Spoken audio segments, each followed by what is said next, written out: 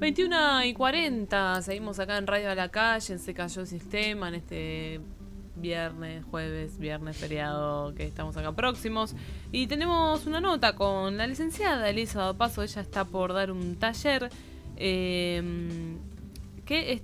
bueno, se va a dar ahora en San Isidro, este sábado 16 del 12, o sea ahora, de 10 a 16 horas en el lugar Espacio Bambú.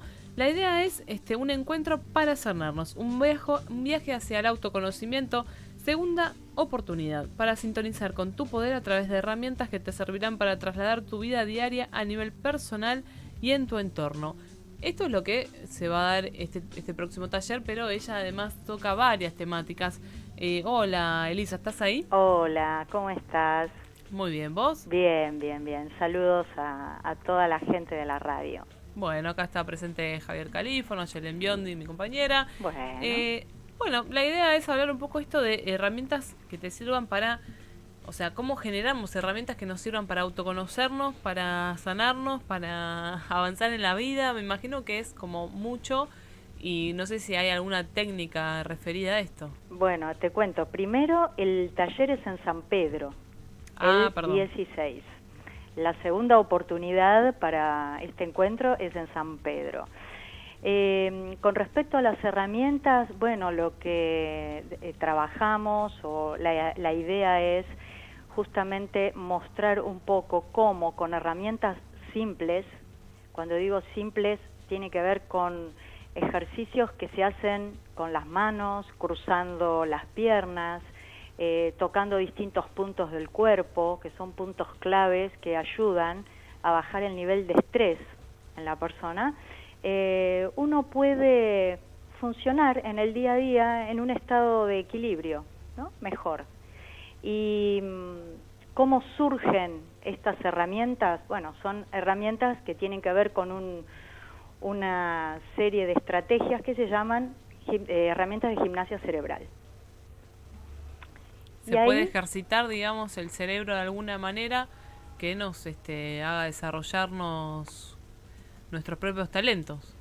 Claro, porque, a ver, el cerebro, ¿no es cierto?, como órgano de aprendizaje, desde lo que sería la neuroeducación, muchas veces, cuando está en estado de estrés, no muchas veces, estando en estado de estrés, se bloquea, ¿sí? Y ahí es donde escuchamos que el alumno por ahí está en el aula y dice, profe, yo estudié, pero me bloqueé y no sé, quedé en blanco, ¿está? Entonces, con estas herramientas portables en sí mismas, muy fácilmente el docente, conociéndolas, puede hacer parar al alumno o simplemente sentado y poniendo la mano, la palma de la mano mirando hacia él, con el dedo índice de la mano contraria, puede dibujar sobre esa mano 7X. Mirá lo que digo, ¿no? Sí. Algo tan simple. 7X, una encima de la otra. ¿Qué pasa con eso? El cerebro, desde el campo visual, al mirar ese movimiento del dedo sobre la mano, empieza a cruzar hemisferio derecho, hemisferio izquierdo, ¿no es cierto? El cruce neuronal, claro, a través del campo calloso, del cuerpo calloso, perdón, y ahí entra nuevamente en estado de conexión. Y no solamente desde el campo, desde lo visual, sino también que al tocar con el dedo la mano, entra en funcionamiento la parte kinestésica, ¿no? El contacto del cuerpo. Bien. Y bueno, y ahí entonces esa sería una de estas herramientas a las que yo hago referencia, ¿no? Cuando digo herramientas simples, herramientas portables en sí mismas. Pero eso, por ejemplo, hablamos conozco un caso puntual, que la persona es muy inteligente, pero a la hora de rendir un examen no lo puede soportar y se traba. ¿Ejercicios así puntuales pueden servirles para destrabar eso? Bueno, eso ayuda en algo. Habría que ver, indagar un poquito más qué es lo que está pasando, cómo llega esa persona, ese chico, ese joven a esta situación de examen, ¿no? Todo cuenta una historia, en realidad. O sea, Cuando llega al aula y no lo soporta, no lo puedo soportar, ahí hay que ver un poquito más qué otras situaciones donde sentís que tenés que estar rindiendo examen no soportás y Claro. que también se replica en el aula, ¿no? Y lo más probable, y no quiero generalizar, pero son personas o jóvenes o chicos que o se sienten muy autoexigidos en casa, con etiquetas donde tenés que ser el mejor, tenés que rendir, tenés que fijate fulanito cómo logra tal cosa, y entonces vos, ¿entendés?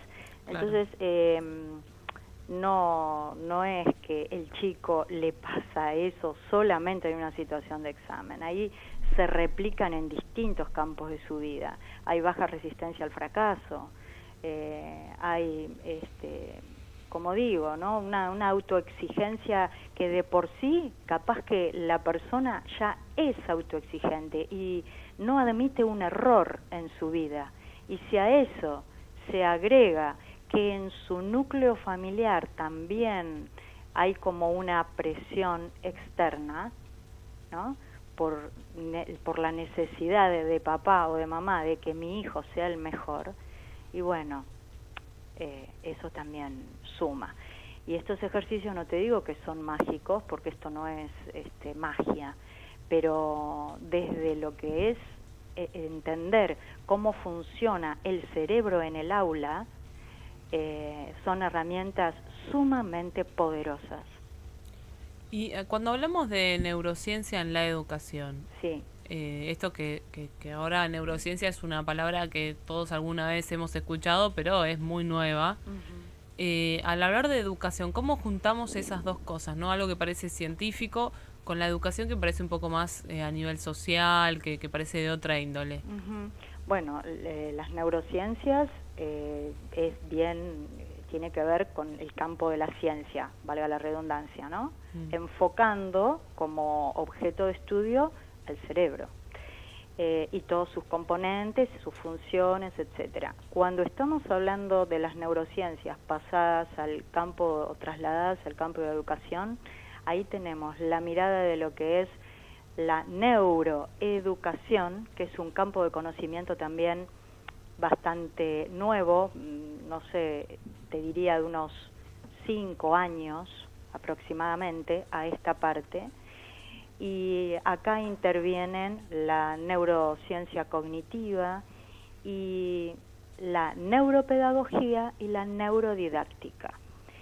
A mí lo que me interesa abordar es todo lo que pasa de la puerta del aula para adentro, hacia adentro, donde están como actores principales los alumnos y el maestro o los profesores, ¿sí? Entonces, ¿qué tendríamos que mirar o cómo relacionaríamos para responder a tu pregunta? Sí. ¿Cómo salimos de algo que tiene que ver con una ciencia de estudio, como es la neurociencia, al aula o a la educación, tomando como objeto de aprendizaje el cerebro? El cerebro en este caso sería el foco.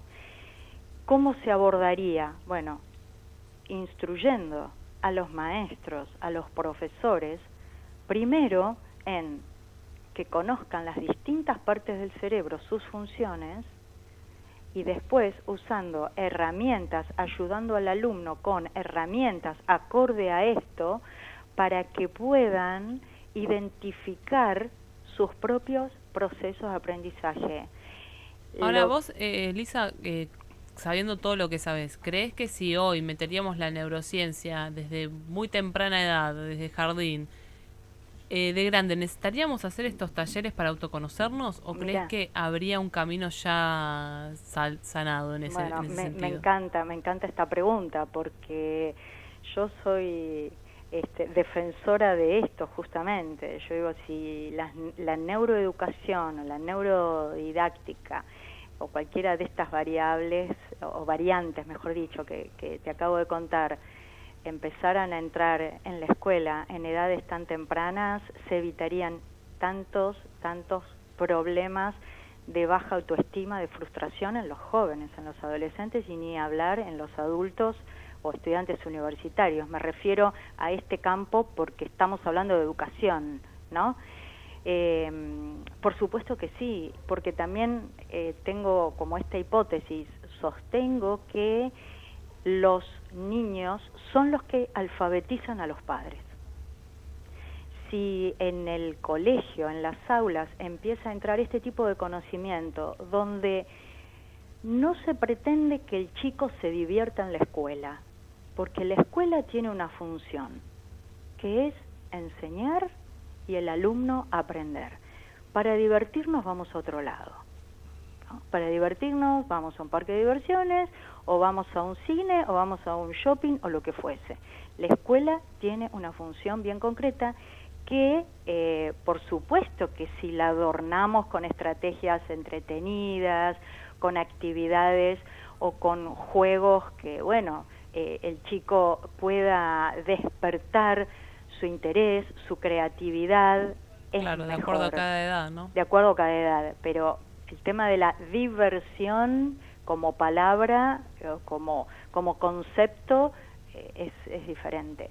Entonces, si esto empezara, que no me cabe duda que ya está, desde el momento que se está hablando, que lo estamos hablando, está en cualquier momento ya dentro del aula, resolvería muchos de los problemas que hoy yo escucho y atiendo en consulta de los jóvenes, de los adolescentes, de situaciones de aprendizaje, trastornos de aprendizaje, baja autoestima, bueno, etcétera.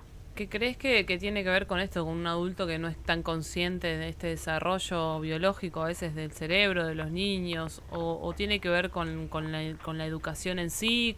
¿Cuál es el factor más agravante, digamos, en este momento en la educación? Mira, yo creo que las dos cosas, que hay un poco y un poco. Creo que hay un tema con el no, con este NO. Hay un tema con eso. El poner límites de parte de los adultos para con los chicos, con no solamente niños, sino con los jóvenes, con los adolescentes, cuesta.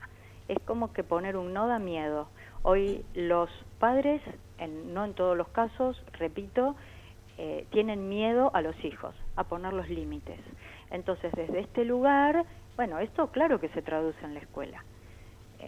Los que hemos pasado por este rol docente, tenemos la vista ya entrenada para darnos cuenta. Cuando aparece un estudiante, un alumno que tiene ciertas conductas ya que trae desde su casa, y el que bueno, no, sí, deja, está todo bien, bueno, decile que sí. El no requiere una fundamentación. Y estar presente. Y estar presente, por supuesto, ¿no? Tener ahí el foco puesto en las acciones y en la vida del joven o del niño, de nuestros hijos. Y con respecto a la educación y a la enseñanza, que es lo que a mí me compete, porque educación es el campo más amplio, ¿no? A mí me compete de la puerta del aula para adentro, la enseñanza. Y hay muchas cosas para modificar que no sé si tienen tanto que ver con los planes de estudio, con el qué enseñar. Yo no me centraría tanto, o sea, si yo tuviese incumbencia en este momento en el Ministerio de Educación, en trabajar con equipos de planificadores en este sentido. ¿Cuál sería tu foco? Mi foco estaría puesto en el cómo y no en el qué. Porque el qué, no sé decir si es lo de menos, no es lo de menos, no, pero sí el cómo, porque si nosotros enseñamos a los jóvenes o a los niños estrategias de cómo aprender, pueden aprender cualquier cosa. De hecho, cuando están motivados, no necesitamos enseñarle cómo se usa una tablet, cómo se usa un teléfono, lo aprenden solos. Claro. O de última saben dónde ir a buscarlo. Bueno, esa es una estrategia, por ejemplo. Bueno, Lisa, te agradecemos muchísimo, ya no nos queda más tiempo, pero vamos a recordar tu próxima charla, entonces sábado 16 en San Pedro. Exacto. un encuentro para sanarnos, Sí. básicamente. Exactamente. Bueno, muchísimas gracias a ustedes, gracias por este espacio. No, gracias a vos. Bueno, entonces vamos a recordarte que estábamos hablando con Elisa Dopazo, hablando un poco de neurociencia, de esto de autoconocernos, de saber cuáles son tus dones, Javier Califano.